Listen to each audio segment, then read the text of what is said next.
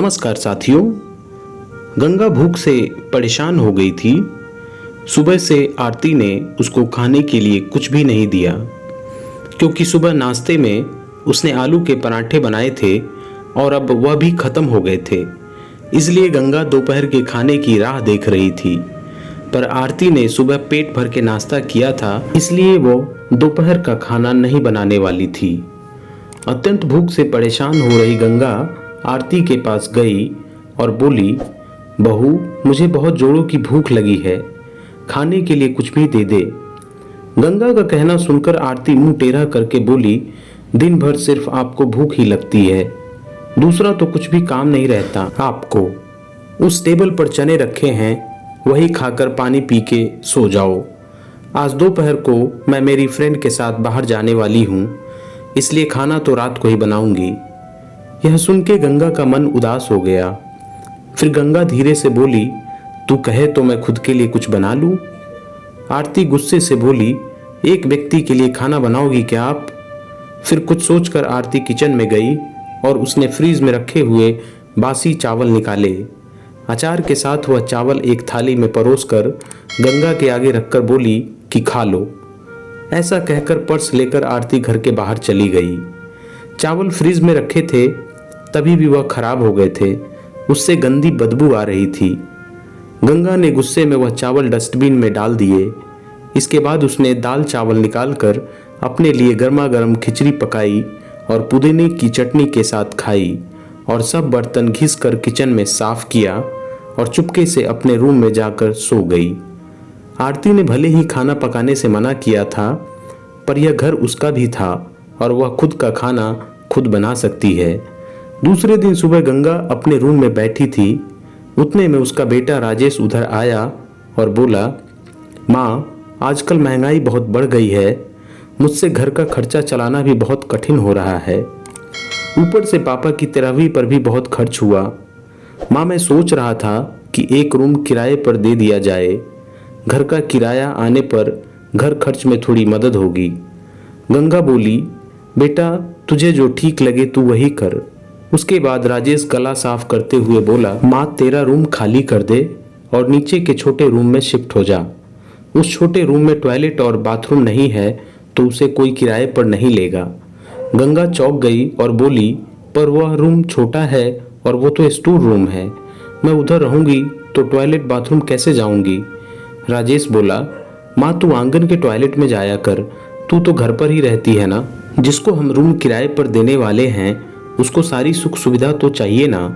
वैसे भी यह रूम बहुत बड़ा है, पापा के जाने के बाद तुझे इतने बड़े रूम की क्या जरूरत है? गंगा कुछ क्षण शांत रही और सोचने के बाद बोली, टेरेस पर जो रूम है वह भी हम किराए पर दे सकते हैं, उस रूम में सब सुख सुविधा है। उस पर राजेश बोला, नहीं माँ, वह रूम हम किराए पर नहीं दे सकते, वह अपने मेहमानों के लिए रखा है।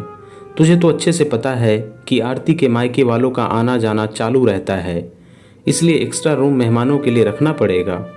गंगा सब समझ गई थी कि बेटे ने तो उसका ही रूम किराए पर देने का निर्णय कर लिया है, क्योंकि वह बुढ़ापे में बेटे और बहू पर आश्रित थी। इसलिए राजेश ने जो कहा उस पर गंगा ने ज़्यादा विरोध नहीं किया। उसने अपना थोड़ा सामान लिया और छोटे रूम में शिफ्ट हो गई। उधर पुराने छोटे रूम में उसका जी घुट रहा था, तब भी वहाँ उस रूम में दिन काट रही थी। नया किराएदार आया था, सब पहले जैसा चल रहा था। घर में आए हुए किराएदार का नाम आलोक था, एक एनजीओ में काम करता था। वह हर रोज़ आरती और राजेश का गंगा के साथ कैसा सलूक करते थे वह देखता था। वह देखकर उसको बहुत बुरा लगता था। धीरे धीरे गंगा आलोक को अपने बेटा जैसा मानने लगी। आलोक भी आते जाते गंगा का हालचाल पूछा करता था और उसका ख्याल भी रखता था। राजेश और आरती को गंगा से कुछ लेना देना नहीं था। आरती बचा हुआ खाना उसके थाली में रखकर जाती और बेटा तो उसकी तरफ देखता भी नहीं था। गंगा तो पहले ही समझ चुकी थी कि उसका बेटा अब पहले जैसा नहीं रहा, वह बदल गया है। फिर भी वो आंखें बंद करके किसी पालतू पशु जैसी उस घर में रहती थी, क्योंकि बुढ़ापे में उसको दूसरा किसी का सहारा नहीं था। रोटी के 2 टुकड़ों के लिए उसको उनके सहारे रहना पड़ रहा था। कभी कभी गंगा को बहुत रोना आता था। गंगा आलोक को अपने मन की बातें बताने लगी। उनके पति की मौत बेटे की लापरवाही से हुई थी, पर वो ज़्यादा नहीं बोल पा रही थी। जब पति काम पर जाते थे तब घर में हम दोनों को बहुत मान सम्मान मिलता था। जब वह काम करने में असमर्थ हो गए तब राजेश को उन्होंने घर खर्च में मदद किया कर ऐसा कहा। यह बातें राजेश के मन को बहुत लगी। जब तक पति घर चला रहे थे राजेश अपने सब पैसे बचा लेता था, पर अब शर्म से और मजबूरी में उसको घर खर्च चलाना पड़ रहा था। धीरे धीरे माँ बाप का खर्च उसको बोझ लग रहा था, लेकिन वह स्पष्ट रूप से कुछ भी नहीं कह सकता था। इस बीच पति का स्वास्थ्य बहुत बिगड़ गया और वह चल बसे। डॉक्टर के पास जाने से पता चला कि उनको निमोनिया हुआ था। डॉक्टर थोड़ी महंगी दवाई लिखकर देते थे तो राजेश पैसे बचाने के लिए आधी दवाई लेकर आता था। शुरू में पति का स्वास्थ्य सुधर गया था, तब राजेश ने उनकी गोलियां औषधि बंद कर दी थी। पति भी इन चीज़ों पर ज़्यादा ध्यान नहीं देते थे, लेकिन एक रात में उन्हें सांस लेने में बहुत परेशानी हुई।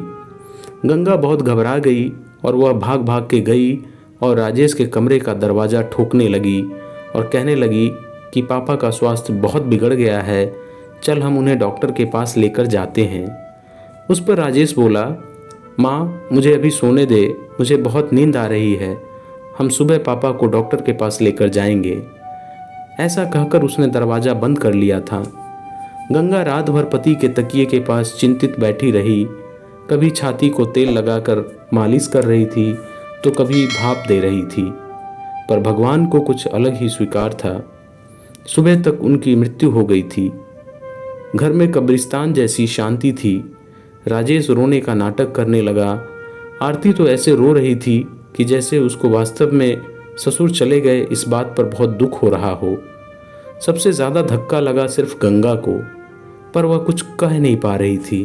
गंगा के आंखों से अश्रु आ रहे थे और उसके होंठ थर-थर काँप रहे थे, जैसे कि वह कहना चाहती हो कि अब रोने का नाटक क्यों कर रहे हो, मेरे पति की मौत के तुम दोनों जिम्मेवार हो।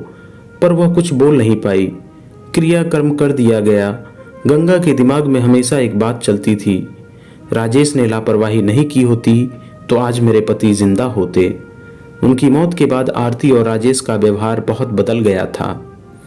गंगा को भी उनके व्यवहार की आदत पड़ गई थी, इसलिए वह उनकी तरफ से कोई भी अपेक्षा नहीं रखती थी, पर उसका मन उसे अंदर ही अंदर उसे खाए जा रहा था। ऐसी औलाद को सबक भी नहीं सिखा सकती।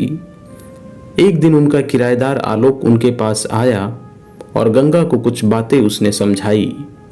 यह बातें सुनकर गंगा की आंखों में एक नई उम्मीद जगी।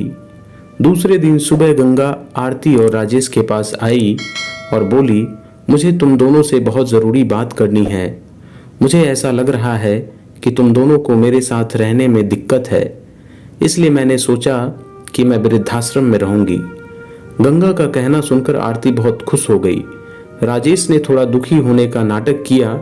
फिर थोड़ी देर के बाद गंगा ने उन दोनों के चेहरे के हाव भाव देखे और बोली, राजेश तुझे दुखी होने की ज़रूरत नहीं है और आरती तुझे इतना खुश होने की ज़रूरत नहीं है। पहले मेरी सब बातें सुन लो। और गंगा हंसकर बोली, यह बातें सच्ची है कि वृद्धाश्रम में मैं रहूंगी, पर मैं इस घर से कहीं नहीं जाऊंगी।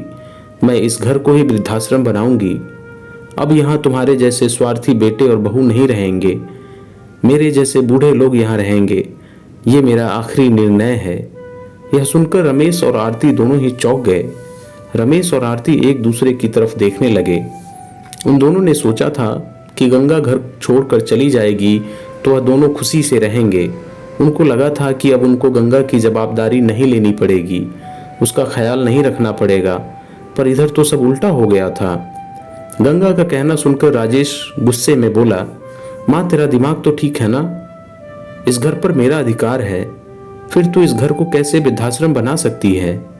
तू भूल रहा है बेटा, अभी तक ये घर मेरे ही नाम पर है।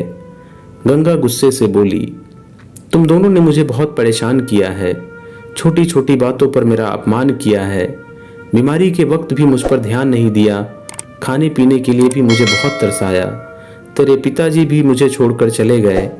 अगर मैंने कठोर निर्णय नहीं लिया तो मेरा भी वही हाल होगा जो तुम्हारे पापा का हुआ था।